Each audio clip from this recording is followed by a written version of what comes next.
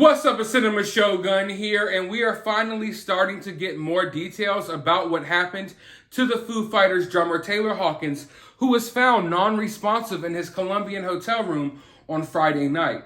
As soon as the news came out about his death, people automatically started speculating that it must have been drug-related because Taylor Hawkins had battled with drug addiction in his past, and he actually OD'd once in 2001, but luckily he overcame that. He seemed to be doing better. But looking at this toxicology report, it does look like he indeed died of an overdose. A toxicology report for late Foo Fighters drummer Taylor Hawkins shows the musician had multiple types of substances in his system at the time of death.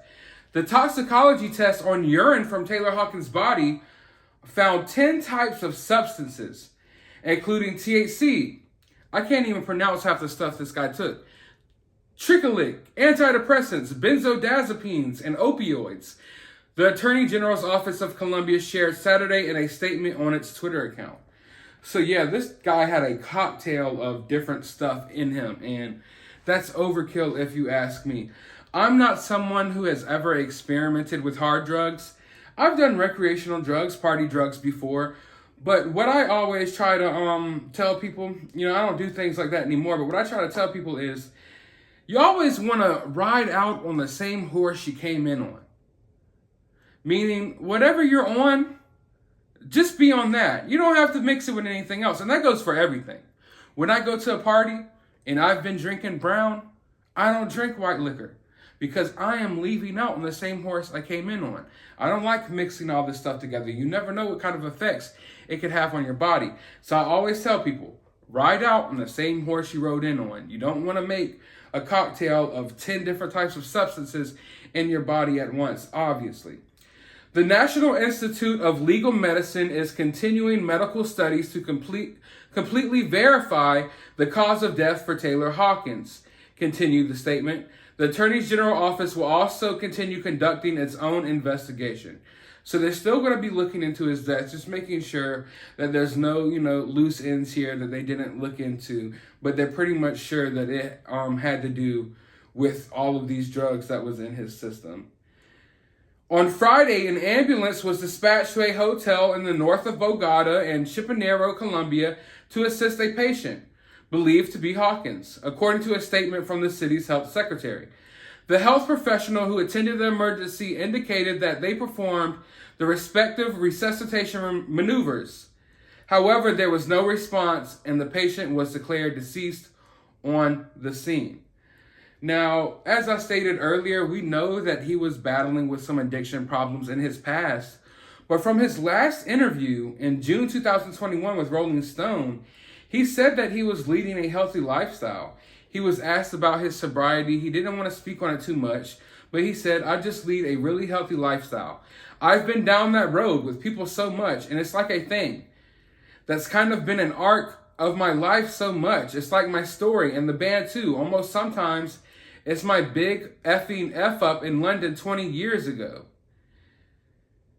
He also explained he did not want the subject to be the centerpiece of his story. So he didn't want his drug addiction and his drug problems to be the centerpiece of his story. I don't want to talk about it. I don't want my son reading it. Listen, for anyone out there who has problems and their effing life is a mess, yeah, I get it. My life has been there plenty of times, so I get it. So basically, from what he was saying, that was his past and he wasn't dealing with these issues anymore. But obviously, he was dealing with some of these issues behind the scene, but he did not want to make them public. Also, it has been said that they weighed his heart, and it weighed double the average of a man his age. Forensic experts during an examination found Hawkins' heart weighed at least 600 grams, double the average of 300 to 350 grams for a man his age. So all of these different opioids and cocaine and what have you, it enlarges your heart over time, and his heart was double the size of an average man's. So I think that wraps up a lot of the mystery, I guess, surrounding his death. I think it pretty much basically points towards the fact that it was due to his use of drugs. I'm still interested in finding out more details about the case. For one, I want to know who was with him. They said that there were several glasses found in his hotel room, which I would believe would indicate that he was entertaining some company. I would like to know, were his bandmates with him? And I'm not trying to put the blame or the guilt on anyone, but did Dave Grohl and his other bandmates know that he was still dealing with these addiction problems? Did they know that he was in his hotel room taking over 10 different substances at once? Like, Jesus. I would think, like, as a real friend, if you know your friend's battling with addiction, you need to talk to them about it. You need to stop them from doing it. And I know Taylor Hawkins is a grown man and he's going to make his own decisions, and other grown men can't make your decisions for you. But damn, I wish someone stepped in and helped him. Also, if these people were in there partying with them, then those aren't your real friends. They know that he OD'd once. They know that he had these issues. So if they were just sitting there partying up with him while he was taking all of these substances, I just feel like that's just lame, man.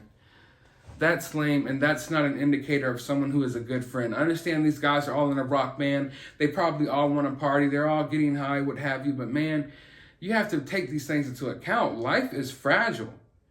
You know, and I would hope that the people around him weren't enabling him to do these things, you know? But I mean, who knows the true details of who was there and what happened? I just wish that someone there, I wish one of his bandmates could have been there for him and maybe steered him in a different direction.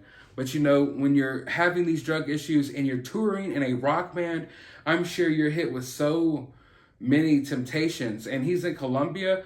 For one, you're taking an ex-addict to Colombia. It's pretty obvious what people like to do when they're in Colombia. There should have been an extra eye on him, something. I really wish that this could have ended differently, and I would like to know who was in that room with him. Could they have stopped him? Did they enable this behavior? But it's a sad situation. R.I.P. to Taylor Hawkins, one of the best drummers to ever do it. And I just want to say that if any of you all are dealing with addiction problems, you need to reach out to someone. Reach out to your family members. Reach out to a counselor. If that doesn't work, reach out to me. Reach out to the people that you see commenting on my videos. We have a pretty caring community here. That's one thing I've realized over the last couple of months of making these videos is I have some awesome, and I'm not saying that as an exaggeration, I have some awesome caring people that are part of this community that comment on my videos every day, and they would talk to you about your problems as well. And I know that for a fact. And when it comes to addiction, I think my best advice to give, if anyone is dealing with addiction or something like that, it's not something that I've ever dealt with, but I have dealt with people who have dealt with those issues. And I think the number one thing that someone can do to battle their addiction is to find a hobby. And I know that sounds simple, but I really think finding a hobby is one of the best things someone can do that is suffering with addiction. It will save your life. A lot of times, people do drugs because they're bored. Recreational drug use. You know, you're sitting around with your friends. There's nothing going on in your town. Maybe you live in the country. There's nothing to do around here. I get it. I've been there. And he's like, oh, I'm just going to get high with my friends. And the next thing you know, it becomes a pattern. And the next thing you know, you're addicted to the substance. And it all originated from you just being bored and having nothing to do. But if you had a hobby, if you had an interest, something to keep your mind off of those things, then that would be something that I think would be a great thing. And in many ways, having a hobby is addictive in itself. I know a lot of people who have like addictive, I guess, personalities who aren't addicted to drugs. They're addicted to other things. Some people are addicted to going jogging. A lot of those people that you see, there's nothing wrong with being healthy, but some people are literally addicted to going jogging and getting joggers high. People have these different hobbies. My number one hobby has always been collecting. I'm a big collector. I don't know how many of you all know that. I know some of you all do. If you saw my collection, you would be dumbfounded. You would be in awe, okay? One day I'll have to give you a tour of it. I have a lot of things in storage as well, but if I had everything set out and displayed, you would think that you're walking into a Toys R Us in the 90s. You know, I have a lot of retro stuff that I've collected, retro video games, action figures, and in that hobby, I have met a lot of ex-addicts who weaned themselves off of drugs by collecting things. And instead of constantly searching for that new high or that next high. They're searching for collectibles. They're driving to different towns, finding things that they're interested in. And I feel like that can really be a good thing for people who are dealing with addiction issues. I myself, I think somewhat, I have like, I don't know what to necessarily call it. Maybe an addictive personality is the right thing to call it. I'm not sure what to call it.